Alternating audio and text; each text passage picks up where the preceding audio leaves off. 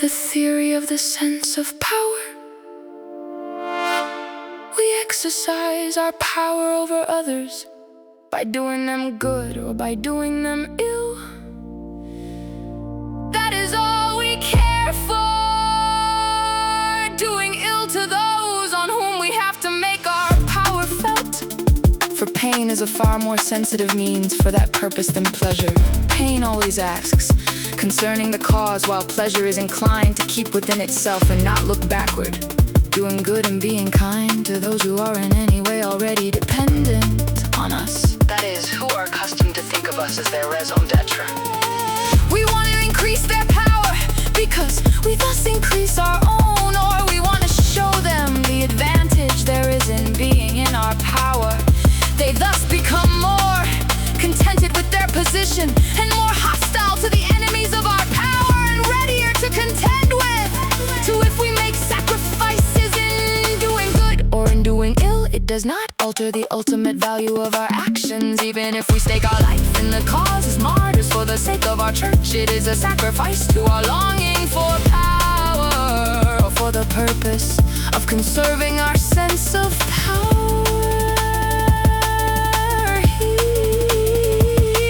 who under these circumstances feels that he is in possession of truth, how many possessions does he not let go in order to preserve this feeling? What does he not throw overboard in order to keep himself up? That is to say, above the others who lack the truth. Certainly the condition we are in when we do ill is seldom so pleasant, so purely pleasant as that in which we practice kindness. It is an indication that we still lack power, or it betrays ill humor at this defect in us. It brings with it new dangers and uncertainties as to the power we already possess, and clouds our horizon by the prospect of revenge, scorn, punishment, and failure. Perhaps only the most susceptible to the sense of power and eager for it will prefer to impress the seal of power on the resisting individual.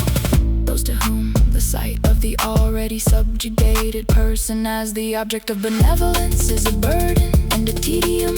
It is a question how a person is accustomed to season his life. It is a matter of taste whether a person would rather have the slow or the sudden, too safe or the dangerous and daring increase of power. He seeks this or that seasoning, always according to his temperament. And easy booty is something contemptible to proud natures. They have an agreeable sensation only at the sight of men of unbroken spirit who could be enemies to them, and similarly also at the sight of all not easily accessible possession.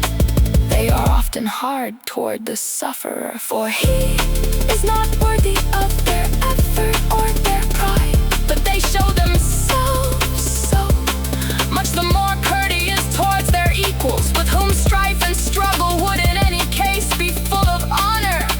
If at any time an occasion for it should present itself, it is under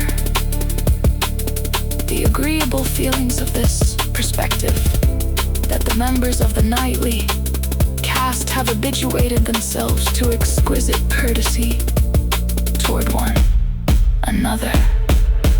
Pity is the most pleasant feeling in those who have not much pride and have no prospect of great conquests. The easy booty, and that is what every sufferer is for them an enchanting thing.